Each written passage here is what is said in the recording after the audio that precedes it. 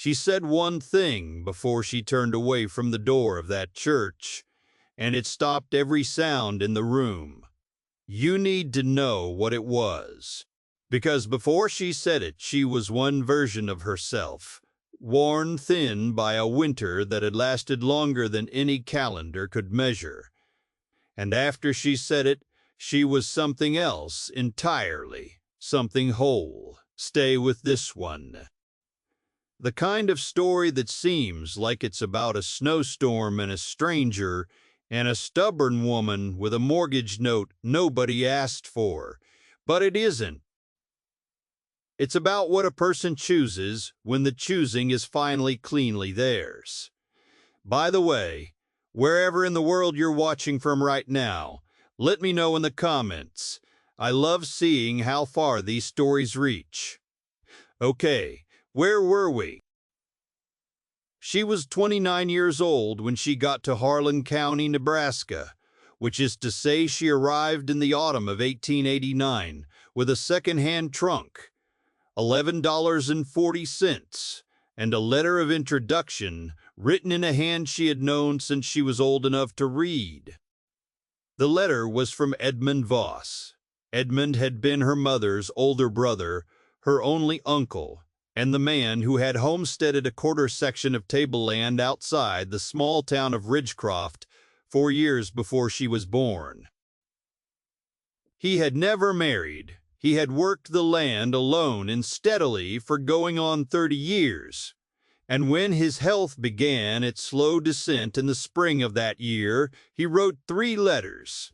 One to a woman in Cheyenne, whose name Nora Voss would not learn for another 6 weeks, and one to Nora herself, addressed to the schoolhouse in Caldwell, Kansas, where she had been teaching the children of cattlemen and sodbusters for 2 years at 40 cents a day. The land is yours after me, but the land alone is not why I am asking.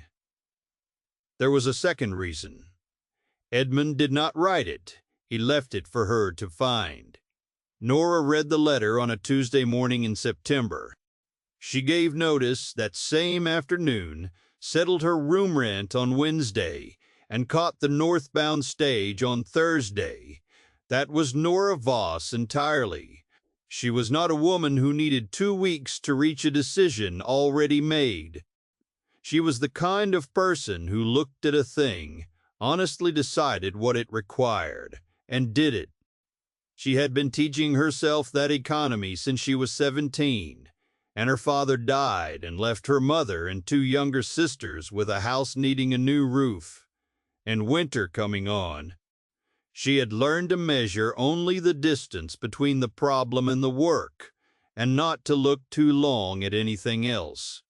Edmund was still alive when she arrived, and he managed 6 weeks more before he went quietly in the first hard frost of October, in the narrow bed at the back of the house, with Nora in the chair beside him. She had been with him long enough to learn to place the shape of it, the way the light came off the bluff to the east in the mornings, the names of the 2 hired men who came in for harvest, the temperament of the 4 horses, the particular stubbornness of the gate on the south pasture that had to be lifted slightly before it would swing. She had also been there long enough to understand that Edmund had not been as alone as the family imagined. There was a woman about 50 yards down the creek road, in a small and extremely tidy house Nora had taken at first for a lineman's shack.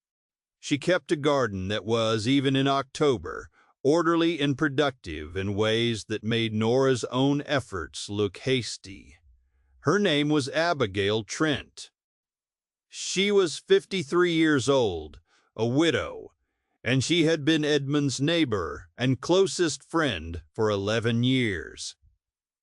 She did not explain the nature of that friendship, and Nora did not ask. What she saw was a woman who came up the creek road every morning for the last month of Edmund's life, who sat on the other side of the bed without a word needing to be said, who knew where he kept the extra lamp oil and what he took in his coffee and which of his stories were true. When Edmund died, Abigail stayed until the solicitor had come and gone, and then she said, with a plainness Nora was learning to recognize as its own kind of warmth, "The winter is long out here, but the spring is worth it. I will be down the road if you need me." Nora appreciated that more than she said, which was nothing, which was how she appreciated most things. The will was clean. The quarter section, the house, the livestock, the equipment, a bank account in Ridgecroft containing $412, all of it to Nora.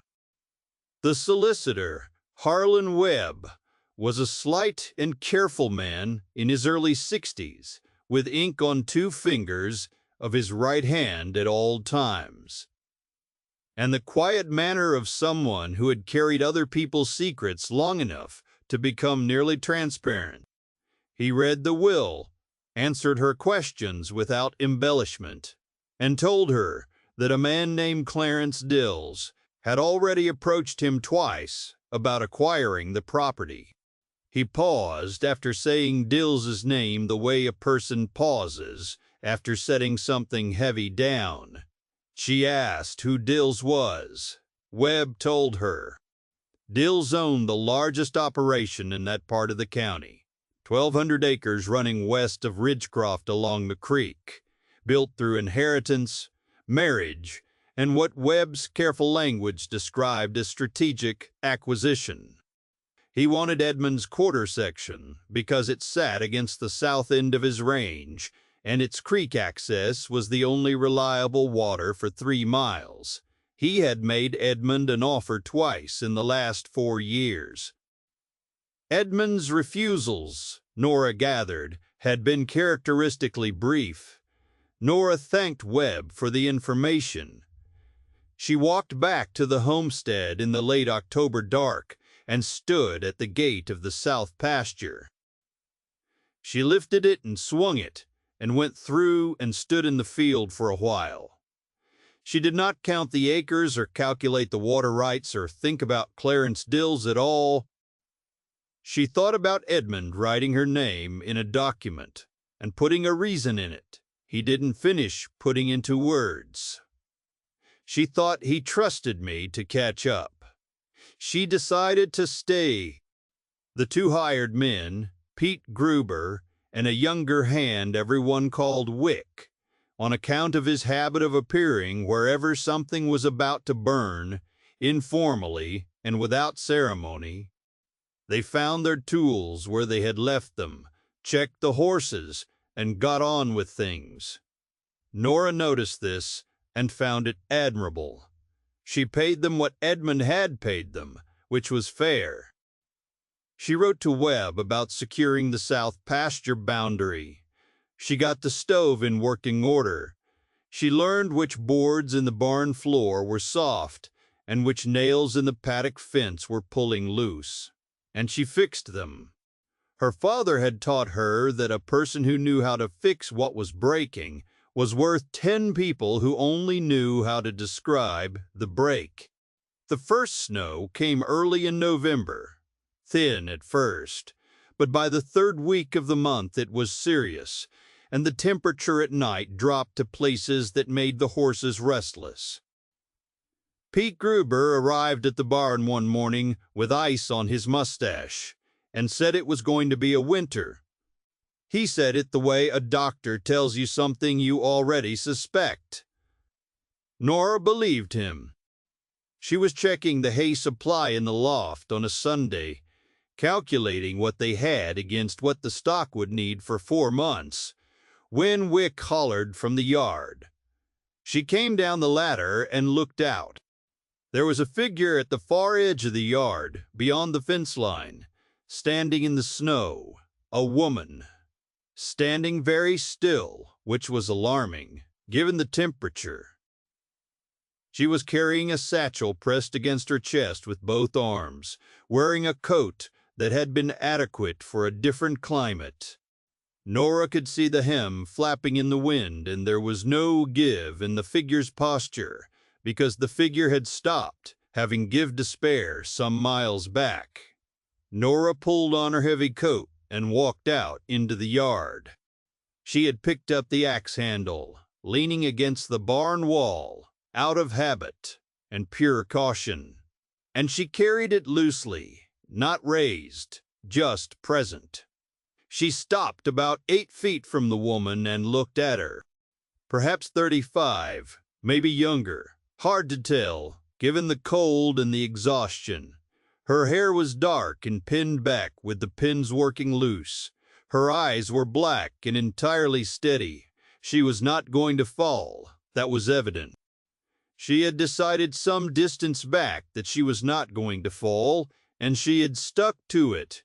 She said, "I am looking for the Voss land. My name is Consuelo Reyes. My father was Francisco Reyes. He was Edmund Voss's friend." The name hit Nora the way cold water hits sharp and clarifying. Edmund had spoken about Francisco Reyes. Not often, and not with elaboration, but he had spoken the name with that quality of voice people use for things they have entrusted with weight. A man from the high country of New Mexico, someone Edmund had worked cattle with in the early part of his life before Nebraska, when he had been young and moving. Francisco had been, as far as Nora could piece it together, the best friend Edmund had ever made, the kind whose absence you can see in the shape of the gap it leaves. Francisco had died the previous spring. Edmund had received word 3 weeks before his own decline began. She had seen the letter on his desk and understood, in the way you understand things about people when you are paying the right kind of attention, that it had landed hard. She said, "Come inside." She set the axe handle back against the fence post and walked toward the house, and Consuelo Reyes followed. Inside, she sat Consuelo by the stove and put water on, and went to the barn to tell Pete and Wick to stable an extra horse, which was when she realized there was no horse. Consuelo had walked the last portion of whatever distance she had covered. That reframed the steadiness of her posture in the yard from composure into something considerably more formidable. Nora came back to the house and sat across the kitchen table. Color was returning to Consuelo's face in the warmth of the stove. She held the coffee mug with both hands like she had earned it. Nora said, "How far did you walk?" Consuelo said, "From the Ridgecroft Road. The wagon axle broke. I left the horse at a farm. That was about 4.5 miles. She said it the way you say." "From the kitchen," Nora said. "What brought you here?" Consuelo opened the satchel and took out a letter. She slid it across the table. It was addressed in Edmund's handwriting, the careful formal hand he used for important things. And it was addressed to Consuelo Reyes, in care of an address in Socorro, New Mexico. Nora said, "Will you tell me what it says?" "He says, I can come here, that you will be here, that you are." She paused, reaching for the right word in a language that was not her first.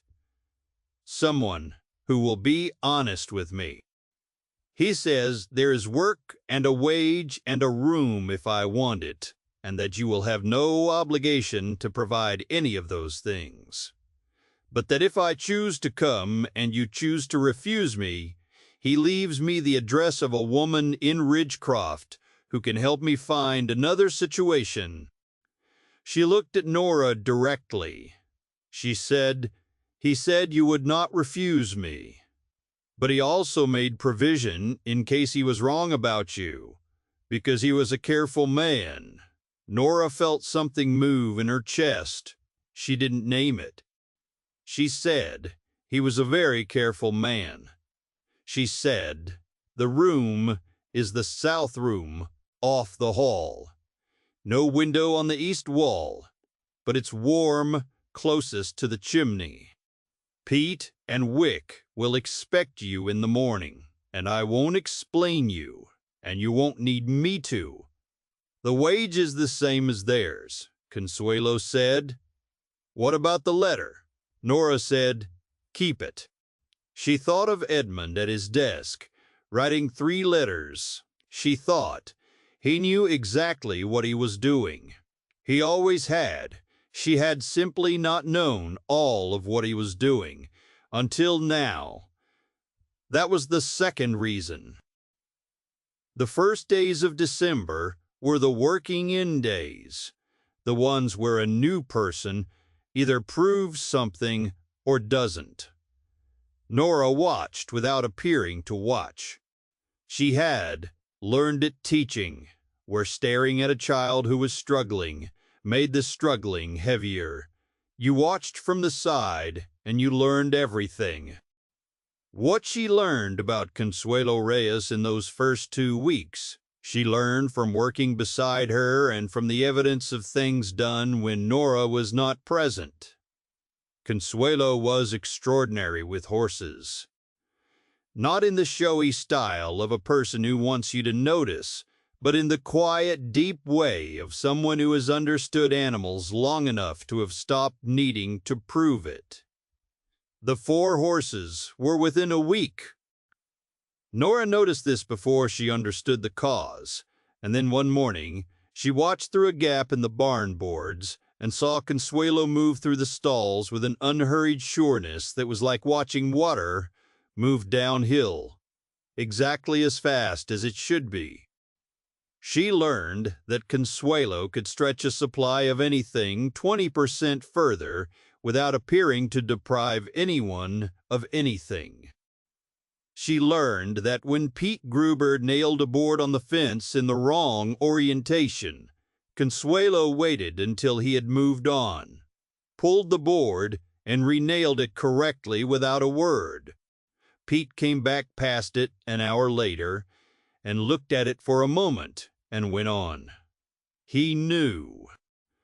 Nora privately conceded that she herself had been renailing her own boards figuratively for about 10 years, and that it was a different thing to watch someone else do it cleanly. The snow deepened in the second week of December, the kind of winter that compresses the world to a quarter mile in any direction and makes you measure time in how often the horses need water and how quickly the woodpile diminishes. In how many evenings Consuelo sat at the kitchen table with a piece of embroidery from the satchel, close geometric work that required absolute patience and a very steady hand. In how many times the 2 of them were at the table before one of them said something.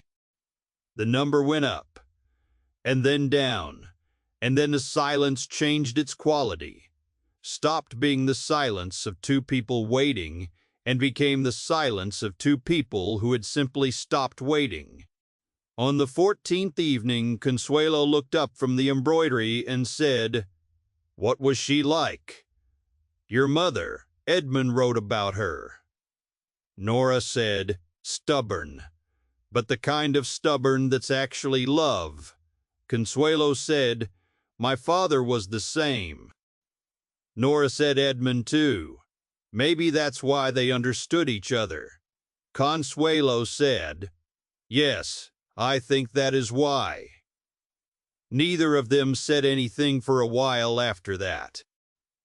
But it was the kind of nothing that contained a great deal, and Nora found she was comfortable in it in a way she had not been comfortable in a room with another person in a long time. She counted back and could not find an equivalent. Longer than 2 years at least, she thought, a quiet thing can be full. By the 3rd week of December, Abigail Trent had come up for supper twice, and the second time she sat next to Consuelo and asked about New Mexico, and listened completely, without interrupting, and afterwards said, "I have never seen that pattern before, but it looks like it knows exactly where it is going." Consuelo smiled. She said, "That is what my grandmother said." Abigail said, to no one in particular, "A thing made carefully is never just the thing. It is all the attention that went into making it." Nora thought about that on and off for 3 days. She was splitting wood in the early morning of the 21st of December. The solstice, the shortest day, the one that is also the turning point, when Wick appeared at the corner of the barn with his hat in his hands. Wick only removed his hat for trouble. He said, "There's a man coming up the road. 2 men with him." Nora set the axe. She said, "Which men?" Wick said, "Dills." She had been waiting for this without quite admitting it. She put the axe against the woodblock, rolled her sleeves down, and walked around to the front of the house. Consuelo was at the barn door. She had heard or seen the look on Wick's face, and had moved to where she could see the road with her hands free. She did not make a show of it. She simply had her hands free. Clarence Dills was a thick man in his middle 50s, prosperous in the way that tends to wear itself on the outside. The coat was expensive, the horse too good for the occasion. He had 2 men with him, who were not ranch hands in any function nor are recognized as ranching. They kept their eyes moving and their faces still. He pulled up at the fence and did not dismount. He looked at Nora, briefly at Consuelo, and back at Nora. He said, "Miss Voss, I've been meaning to come by, offer my condolences on Edmund." She said, "You've offered them now." He absorbed that without visible difficulty. He said, "I also wanted to discuss the property. There's a question about the water rights on the south boundary, an old agreement between Edmund and my predecessor that may not have transferred cleanly with the deed." Nora said, "Put the agreement in writing and deliver it to Harlan Webb." He said, "It's not so simple as that." She said, "Mr. Dills, if you have a claim, you have a way to press it." He looked at the house in the way a man looks at something he has already decided belongs to him, and is only tolerating a delay. He said, "I understand you're taking on help. Tsk. You should know that some arrangements in a county like this one can attract the wrong kind of attention." Nora said, "I should know what?" "Exactly." He said, "A woman alone, with strangers on the property. It can complicate things." Consuelo had not moved, still at the barn door, hands free, eyes on Dills, with an expression that was not hostility, and was not fear, but something considerably more dangerous. Dills said, "Think about the offer, Miss Voss. It's fair?" Nora said, "Good day, Mr. Dills." He looked at Consuelo once more, turned his horse, and went back down the road. The hoofbeats faded into the cold. Pete came out from behind the woodpile where he had not coincidentally been for the last several minutes. He said, "That's not finished." Nora said, "No, it isn't." She went to Webb the next morning. She told him what Dills had said, and asked whether there was any old water rights agreement that could serve as pretext. Webb opened a drawer, looked at something inside it for 60 seconds, and closed the drawer. He said, "There is a document Edmund signed in 1881. It was superseded in 1884. The supersession is registered. No court would entertain a claim based on the 1881 document." He said, however, he paused in that way of his, He said Dills has a relationship with the county recorder. I would not rely on the record being entirely easy to retrieve if someone were motivated to make it difficult. I would recommend a certified copy lodged with a second office, Denver, for preference, and I would recommend you not be alone on that property in a way that limits your options. The snow was crusted now, hard enough to bear her weight, and her boots made a clean sound on it. She thought about not being alone. She had been alone for 6 years in the real sense of the word, the sense that meant no one whose presence you carried in your body through the day. She had told herself it was simplification. She was good at simplification. She could take a complicated thing and remove every element that was not essential and end up with something clean, functional, survivable. She had done it with her grief, and she had called the result clarity, and had been almost convinced by that. But there was clarity that was honesty, and there was clarity that was just a smaller room. She thought about Consuelo at the barn door, hands-free, reading the thing that needed reading. She thought about 14 evenings, 17 now. She thought Edmund knew what he was doing when he wrote that letter, and he knew what he was doing when he left the second reason out. She got back to the homestead in the early afternoon and found Consuelo repairing a harness at the kitchen table, the piece laid out with its parts sorted by what needed stitching and what needed a new fitting. She had done this without being asked, and it was a harness Nora had been meaning to address for 3 weeks. Nora took off her coat. She stood at the end of the table and looked at the work and then at Consuelo. She said, "I need to ask you something." Consuelo looked up. Nora said, "Edmund's letter brought you here. The work and the wage brought you through December. I want to know if either of those things is what keeps you here." Consuelo set down the harness needle. She said no. Nora said, "Then what is?" Consuelo said, "The same thing that kept you, I think." When Edmund asked, Nora was quiet for a moment. She said, "I want to ask you something more direct."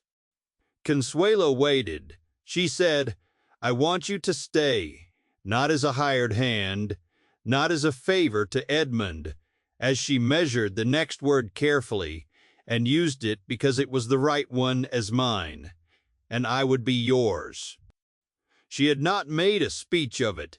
She had said the thing was.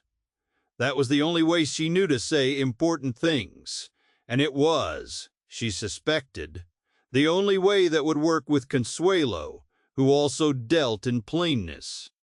Consuelo looked at her for a long moment. Then she said, "Yes, that is what I want." She said it the way you say a thing you already knew. Neither of them said anything else for a while. The stove ticked. The snow outside was falling again in the late afternoon, straight down in the windless cold. Nora sat down across from Consuelo, picked up a harness fitting that needed a new rivet, and turned it in her hands, and they worked together in the good quiet for the rest of the afternoon. Harlan Webb came out the following Tuesday. Nora did not explain at length. She said she wanted to know what legal instruments were available in Nebraska to formally recognize a household, a partnership, and the shared ownership of the homestead. Webb looked at her over his ink-stained fingers. He said the cleanest option, for the purpose of withstanding a legal challenge to property rights, would be a tenancy in common formalized by deed and registered in both names. For other purposes, there are affidavits of domestic partnership that carry weight in civil matters, particularly if notarized and witnessed by a party of standing. He said, "I can be that party, if you are asking." He said, "Bring Miss Reyes Thursday morning." She thought, on the walk home, that Edmund had chosen Harlan Webb for all three of those letters with the same deliberateness he had brought to every other decision. The solicitor knew exactly what kind of household they were and had already, in his careful way, made himself ready to be useful to it. The dead, she thought, can see further than the living. The living just have to catch up. They came on Thursday morning in the low slanting winter light, and Webb notarized 2 documents, one for the property, one for the partnership, signed both as witness, and said nothing unnecessary, and everything necessary. Consuelo signed in her full name, Consuelo Esperanza Reyes. She kept it. Nora had not expected otherwise. They walked back together on the crusted snow, and Consuelo said, "Esperanza, it means hope." "My grandmother's name." Nora said, "I know what it means." Consuelo said, "Do you?" Nora said, "My mother had a word for it too. She called it the thing you do when you've run out of everything else." Consuelo said, "My grandmother meant it the same way." They walked the rest of the way without talking, and it was the richest kind of silence, the kind that has already said what needs to be said. Dills came back on January the 4th. He brought 4 men this time, and a man Nora recognized from a single previous encounter as the county recorder, a young man named Fleece, who had the uncomfortable look of someone who had agreed to something in a room he wished he could leave. Dills had a document. He presented it through the fence at the front of the house and called for Nora to come out. And she did, with Pete and Wick flanking the barn, and Consuelo standing at her left, and Abigail Trent, who had arrived that morning at 7 o'clock without being asked, and had not left, standing on the porch steps.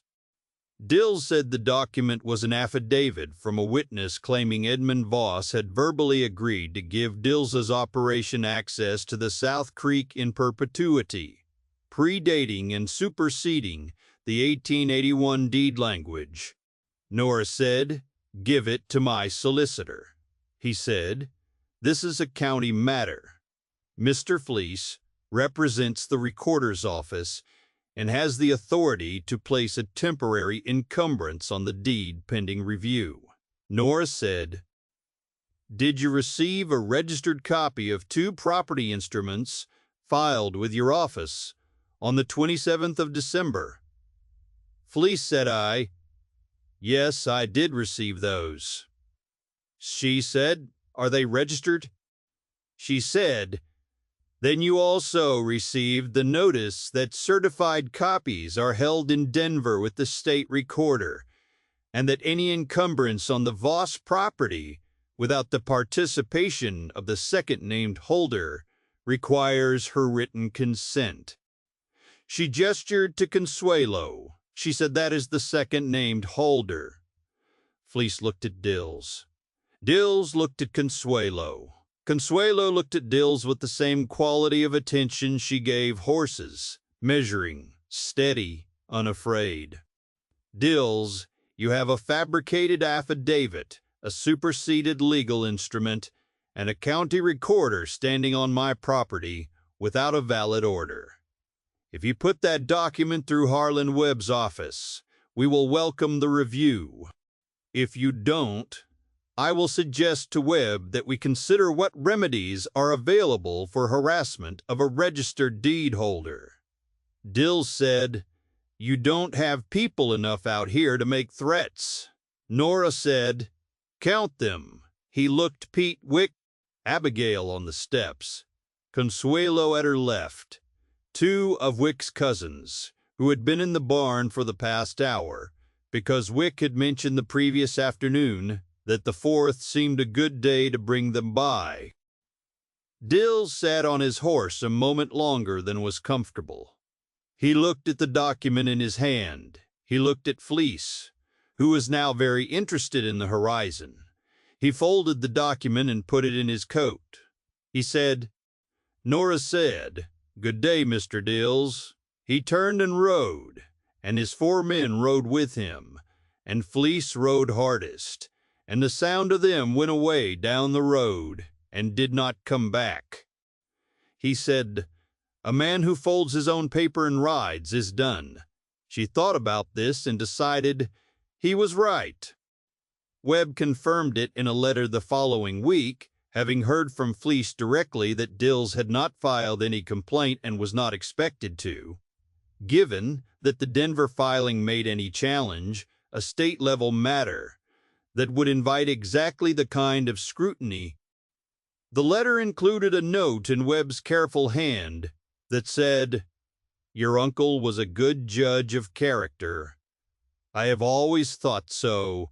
I think more so now." She read the letter at the kitchen table and set it down and looked across at Consuelo, who was at the stove and did not know she was being looked at, who was humming something very quiet that had the shape of the mountains she had come from, rising and falling in a way that the flatlands of Nebraska did not, but that she carried in her anyway. The way you carry the country you were formed in, even when you are standing in different ground entirely. Nora thought, a life that was narrow is wider now, and it did not break to get that way. She thought, the mended thing is stronger where it healed. That was Edmund's lesson. She had known it abstractly her whole life, the way you know things someone has said but haven't yet had occasion to test. Now she knew it in the way that stays, written in the body and not just the mind. The winter turned as winters do. January gave up its worst in the 3rd week. The storm that kept them in for 4 days and tested every seam of the house and the barn and every calculation Nora had made about the wood and the feed and the lamp oil.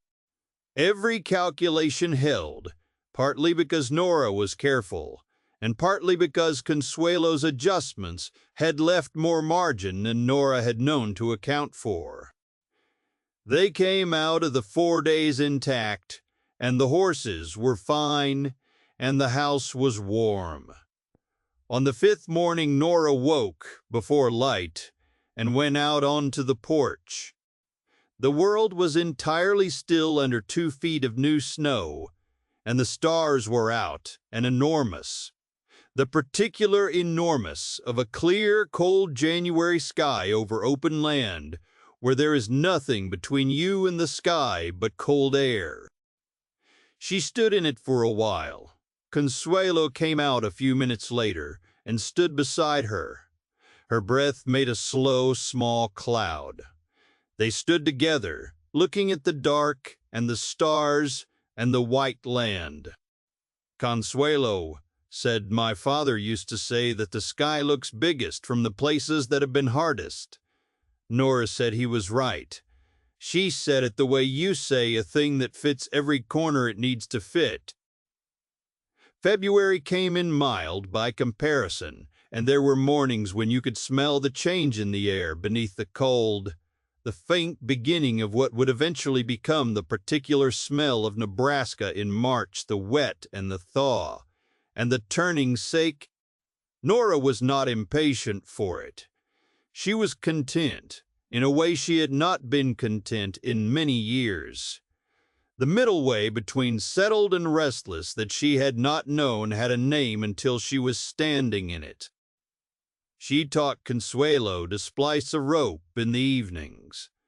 Consuelo taught her 3 words in Spanish a day, and was unsparing about pronunciation in a way that made Pete Gruber, who occasionally witnessed this. Abigail Trent came up twice a week through February and offered opinions about the harness and the garden exactly once each, and was then done. The days lengthened in the slow, accountable way of the prairie. A few minutes each morning, nothing dramatic, just the reliable return of light to things that had been dark long enough. On a Saturday in the last week of February, Nora and Consuelo rode the boundary of the south pasture together for the first time with both of them on the deed. The south fence was sound. The gate that had to be lifted before it would swing now swung cleanly because Pete had fixed the hinge in January and done it right. The creek was still frozen at the edges. Nora pulled up at the corner post and looked south and west and east. The land lay under the late February, light brown and white, and the beginning of gray-green, where the grass was considering coming back. She said Edmund used to stand here. Consuelo said, I know. He wrote about this corner. Nora said, what did he write? She said, he wrote that from here. You can see exactly how much is yours, and exactly how much is not, and that it is good to know both. Nora looked at the land. She thought he had been right about almost everything, given enough time to see it whole. She thought the dead can see further, and they trust the living to catch up. They had caught up. She looked at Consuelo beside her, the dark hair and the black eyes, and the quality of stillness she carried, the steadiness that was not the same as having been unafraid, but was the result of having been afraid and moved through it anyway, which was the better kind of steady. She thought this is what was in that letter, not a hired hand, not a charity case, not an obligation, carried forward from a dead man's wishes, a person, a life that fit alongside hers in the particular way that things fit when they belong together, not forced, not coincidental, but the way the gate swings when you know to lift it first. She thought a whole life can come through a door you almost didn't open. She thought things that go together belong together, and when they find each other, even in the cold, even in the dark, the finding is what matters. That was what Consuelo said before she turned away from the door of that church in March, when the snow was going and the mud was coming, and two of the ranchers' wives from Ridgecroft had arrived to make their sentiments known in the small, gracious, and devastating way. She turned from the door and she said to the room and to Nora and to the March light coming through the window, I have crossed a long way for what is already mine. The whole town whispered, and then, in the particular way that towns do when they see a thing is settled, they stopped. Pete Gruber said nothing. Wick's cousins said nothing. Harlan Webb wrote a note in his careful hand that said only. Abigail Trent said everything she needed to say when she took Consuelo's hand at the door and held it for a moment without speaking. And Nora, who is not a cowboy in the strict technical sense, but who had worked enough land in enough seasons to have earned the posture, reached for Consuelo's hand and held it, and did not let go through any of it. She said nothing to the room at all. She had said the important thing already. In December, at a kitchen table, without ceremony, because it didn't need ceremony. It needed truth. The grass came back in the south pasture first, the way it always had, because the south exposure got the most light. The horses were fine, the hay held, the fence held, the water rights held, registered in both offices, undisturbed and indisputable. Consuelo's embroidery went up on the wall beside the window that faced east, where the light came first in the mornings, and it was there when Nora looked up from the table and there in the evenings, when they came in from the work of the day. Not just the thing itself, as Abigail had said, but all the attention that had gone into making it. Nora looked at it often that first spring, in the early mornings, when Consuelo was still asleep, and the light was new, and the land outside was doing what land does when the long dark is finished. She thought of Edmund at his desk, writing 3 letters, knowing what he knew, trusting what he trusted. He had given her the land and the reason, and let her find out herself that they were the same thing. The reason was not to keep the land from Dills, or to honor Edmund's memory, or to carry on the work.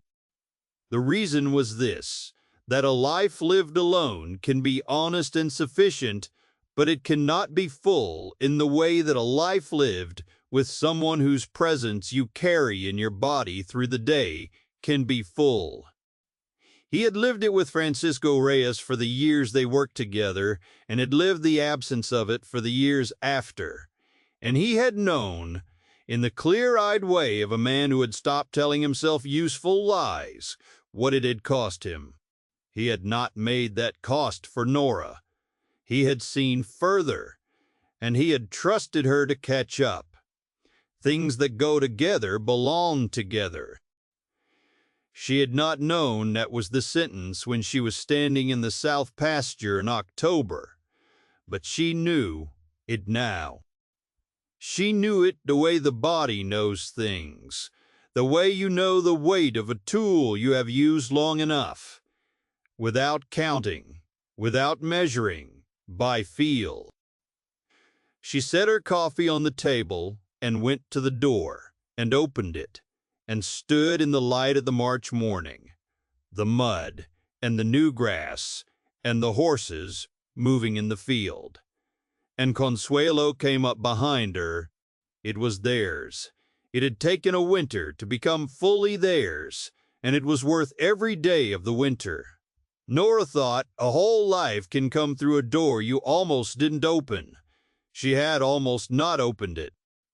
She had stood at the threshold with the axe handle in her hand and looked at the figure in the snow, and she had chosen. That choice had changed everything.